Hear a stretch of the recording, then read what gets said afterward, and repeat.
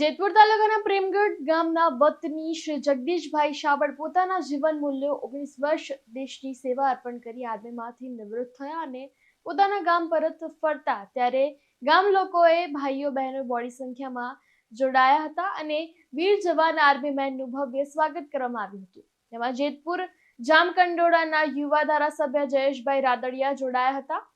જગદીશભાઈના પિતા શ્રી શામળ પરિવાર દ્વારા પ્રેમગઢ ગામના ભાઈઓ તથા બહેનોને પ્રેમગઢ ગામના હનુમાન દાદાના મંદિરે પ્રસાદીનું આયોજન પણ કરવામાં આવ્યું। મારું નામ ઝાલાબાલુ, મારું મૂળ વતન ગામ પ્રેમગઢ। હું ભારતીય નૌસેનામાં છેલ્લા 8 વર્ષથી ફરજ નિભાવું છું।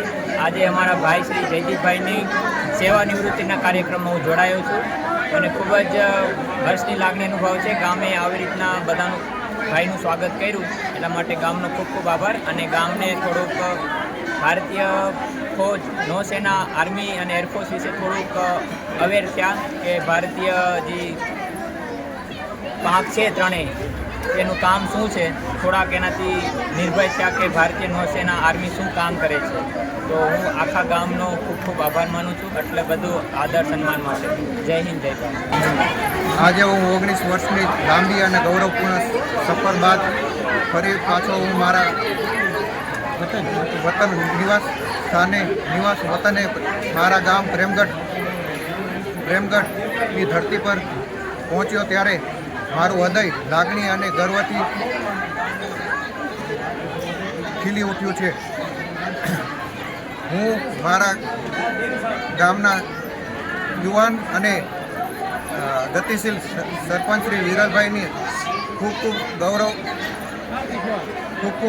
ગૌરવથી આભાર વ્યક્ત કરું છું અને તેમણે આખા ગામે હળી મળીને મારું જે એક ગૌરવપૂર્ણ સ્વાગત કર્યું તે બદલ હું તેનું દિલથી આભાર વ્યક્ત કરું છું। અને મારી 19 વર્ષની આ સેવાનો મને એક આ બધાયનો સ્નેહ અને લાગણી અને ગર્વ જોઈને મને એમ થાય છે કે મારું આ 19 વર્ષની સેવાનું મારી એક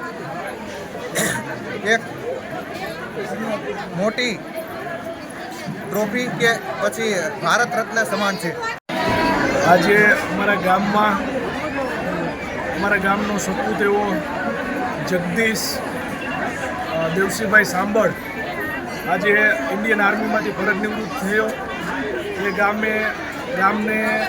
ગામનો પ્રસંગ ગણી અને એક સરસ ભવ્યથી ભવ્ય સન્માન સત્કાર સમારોહ યોજ્યો અને એમાં આખું ગામ, આજુબાજુના આગેવાનો અને આપણા લોકલાડીલા ધારાસભ્ય શ્રી જયેશભાઈ રાદડિયાએ આખા કાર્યક્રમમાં હાજરી આપી અને ગામનો ઉત્સાહ વધાર્યો। આ કાર્યક્રમને એક રાષ્ટ્રીય ભાવના સાથે જોડતો કાર્યક્રમ બનાવી અને દેવસીભાઈ અને સાંભળ પરિવાર એક ગામને ઉદાહરણ પૂરું પાડ્યું કે આવા સેવા નિવૃત્ત થવામાં ક્યારે જગદીશભાઈને આવો કાર્યક્રમ કરવાનો મોકો મળ્યો કે એને દેશ માટે કંઈક કામ કર્યું અને આખા ગામની ભાવના અને આજુબાજુના ગામની ભાવના એટલે આવી કે એને દેશ માટે પરોપકાર વૃત્તિ કરી કે ભાઈ દેશ માટે આવું સરસ કાર્ય કરીને 19 વર્ષની એક યશસ્વી કારકિર્દી જેની કારકિર્દીના સરસ વર્ષો હોય એ વર્ષો દરમિયાન ઘર પરિવાર, એના પત્ની, બાળકોથી દૂર રહી અને સરસ દેશની સેવા બજાવી એ બદલ હું ગામના સરપંચ, પ્રેમગઢ ગામના સરપંચ, ગામ વતી જગદીશભાઈને અમારા ગામનું નામ આટલું ઉજ્જવળ કરવા બદલ હું દિલથી આભારી છું। અને અમારા બાલુભાઈ, જયદીપભાઈ, ભાઈના 2 દીકરા એ અત્યારે નેવીમાં અને આર્મીમાં જોઈન છે। અમને એ બાબતનું ગર્વ છે।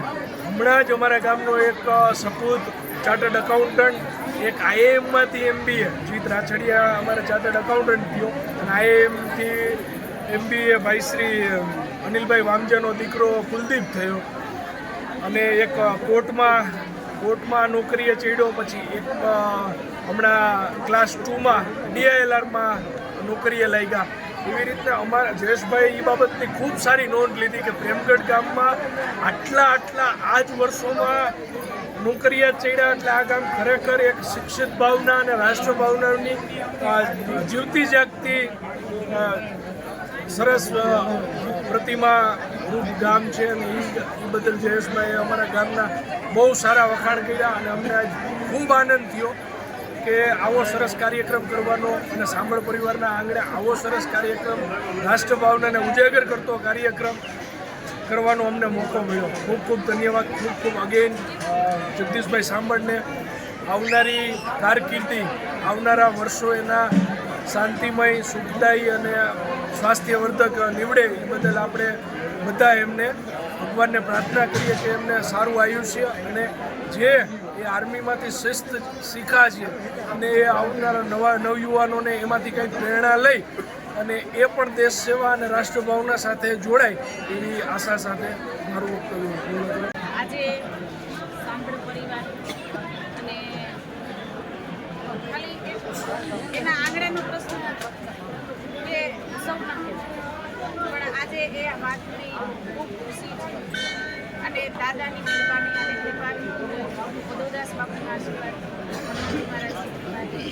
અને બધા એના સ્નેહી જનો, બધાનો પ્રેમ, બધાની દુઆથી આજે અમારે સેવા દીકરા જે કે એમના 19 વર્ષ પૂર્ણ કરી અને પહેલાં દેશની રક્ષા કરી અને પછી એમને જે લિમિટ છે કે ભાઈ આટલા વર્ષ સુધી જોઈન્ટ રહેવું અને પછી તે બાબત ભાઈ અહીંયા આવ્યા છે, પરત અમારા ગામની અંદર રહ્યા છે, બધા સ્નેહીની વચ્ચે, મિત્રોની વચ્ચે, ગામની વચ્ચે અને આ દેશની વચ્ચે એણે સુંદર મજાનું પોતાની જે જીવનની કારકિર્દી છે, યુવાનીનો જે સમય છે, પત્નીને આપવાનો સમય છે, સંતાનો રમાડવાનો સમય છે, ખેલકૂદનો જે સમય છે, એ પોતાની જે યુવાની છે, જેમ શાસ્ત્રોમાં આપણે કીધું છે કે ફળ પાકેલું હોય તો જ એ પરમાત્માને ધરાય અને જુવાનીમાં તાકાત હોય તો ભક્તિ શક્તિ હોય અને તમે પરમાત્માની ભક્તિ કરી શકો.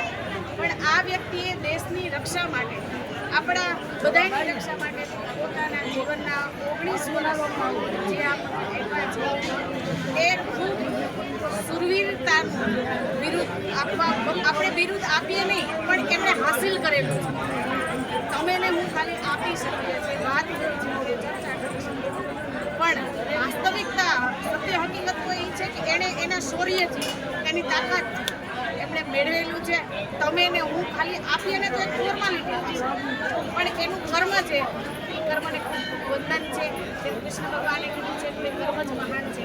કર્મથી કૃષ્ણ ભગવાનને પ્રણામ કરીએ છીએ, રામને વંદન કરીએ છીએ, હનુમાનજી મહારાજને વંદન કરીએ છીએ. એ કર્મના હિસાબે એવું જ પાવરફુલ કર્મ અમારા ગામના 2 કે 3 જે જુવાનો છે, આ દીકરો છે હજુ ચાલુ ડ્યુટી ઉપર છે નેવીમાં, હજુ એમનાથી ભાઈ નાનો છે, એ પણ એરફોર્સમાં છે.